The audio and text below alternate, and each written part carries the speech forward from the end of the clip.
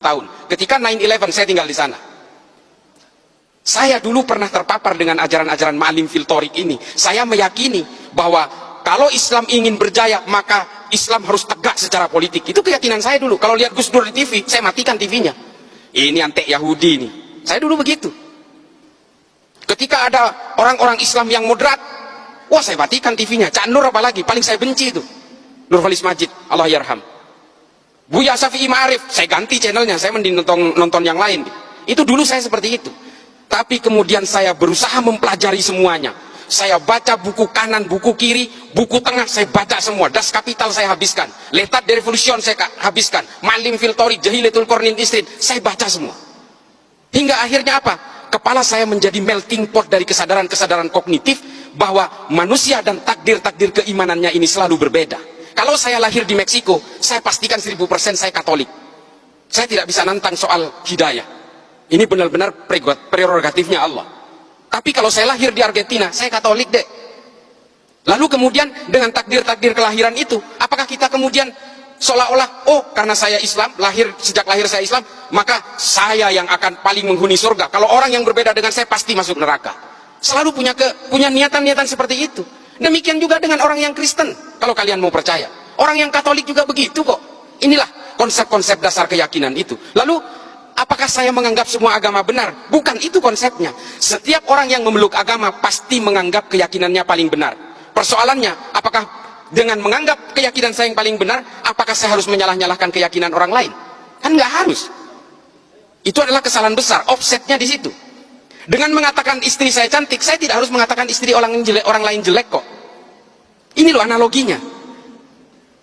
Maka kemudian Habib Ali Al-Jufri membuat sebuah buku, judulnya Al-Insaniyah Qabla Tadayyun. Mengenal kemanusiaan lebih dulu sebelum mengenal agama.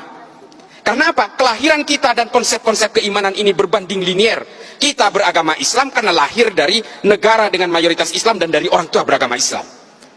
Kalau kita ini lahir di negara-negara dengan beragama Hindu misalnya, di India, kita lahir di Jammu misalnya, bisa jadi kita ini Hindu. Atau lahir di Bali, bisa jadi Hindu. Sementara kita tidak pernah ditawarkan mau lahir dari orang tua beragama apa. Tiba-tiba kita lahir brojol Islam, ikut keimanan orang tua, lalu I'm the man, I'm the holder of universe. Ini loh penyakit-penyakit orang yang kemudian menghegemoni keimanan bahwa dia itu adalah pemegang kebenaran tunggal. Makanya kalau kita ingat tulisannya Thomas Aquinas dalam Summa Theologica, saya paling memegang ini. Meskipun Santo Thomas Aquinas ini adalah seorang Katolik, bukunya itu saya habiskan. Saya itu pembaca buku dek. Ya saya nggak jumawa ya. Saya itu 1000 halaman rata-rata per bulan. Saya baca buku itu. Makanya saya merasa I'm feeling free. Saya merasa merdeka dengan berbagai bacaan yang saya bacain. Saya betul-betul tidak terbolgol oleh keyakinan-keyakinan sepihak. Kata Thomas Aquinas apa? Hominem unius libri. Saya paling takut kalau ada orang baca satu buku lalu dianggap ini adalah kebenaran paling mutlak. Ini loh, bahaya sekali.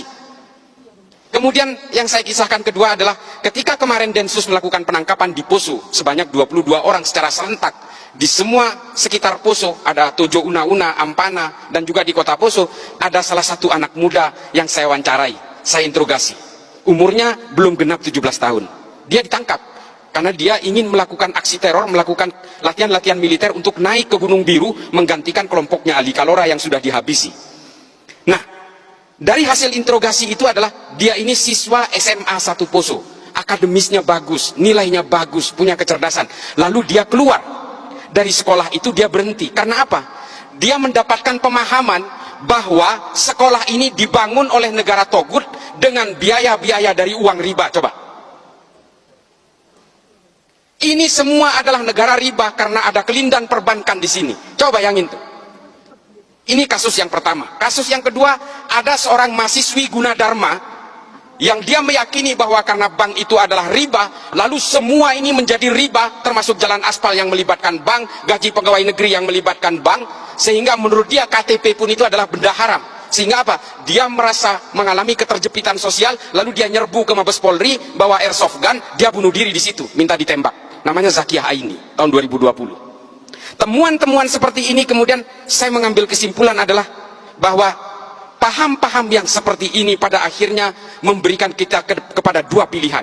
Either kita menjadi orang munafik atau menjadi kita manusia-manusia yang sempit. Ini waktunya. Ya, ini kesimpulan saya. Kesimpulan saya itu pada akhirnya adalah kita betul-betul harus mempelajari agama itu secara komprehensif. Kalau kita mengharamkan bank, jangan naik pesawat, siapapun. Tidak ada maskapai penerbangan yang membeli lunas pesawat itu. Semuanya nyicil, pakai bunga deh. Jangan naik haji, naik pesawat. Jalan kaki aja.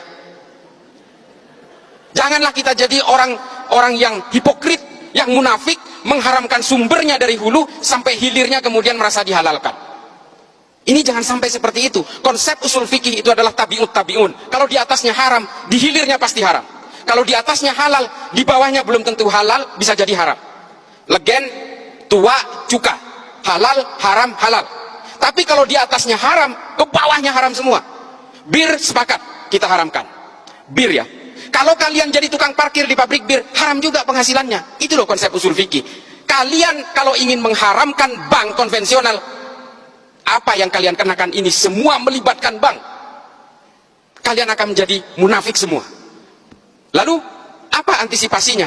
Darul Iftah Majelis Ulama Mesir kemudian menghalalkan bank-bank konvensional ini.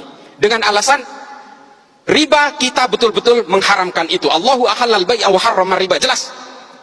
Tapi apakah bank konvensional masuk kategori riba? Ini yang diredefinisi ulang. Hukum perbankan itu diharamkan ketika produknya belum ada di abad pertengahan.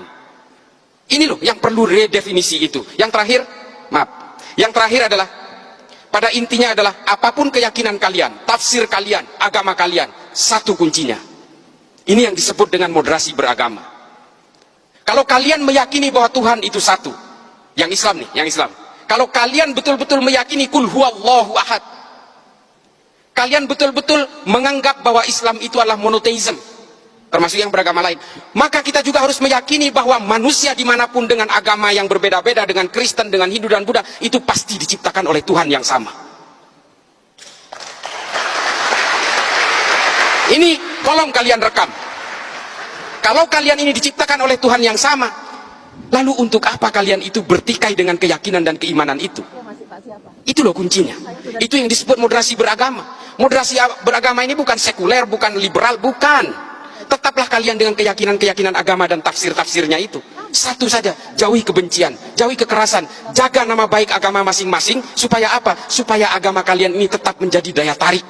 Kalau agama kalian ini lebih identik dengan kekerasan, kebencian, caci maki dan sebagainya, jangankan orang yang berbeda agama yang mau tertarik dengan agama kamu, orang yang seagama dengan kamu aja bisa saja meninggalkan agamanya. Orang kalian itu kan udah tahu ya cara mungkin. Kita paling terakhir banget nih, mumpung lagi ngobrol MC-nya. Paling terakhir banget. Kita selalu mencatat bahwa ada orang non-Islam masuk Islam. Oh, kita girang banget.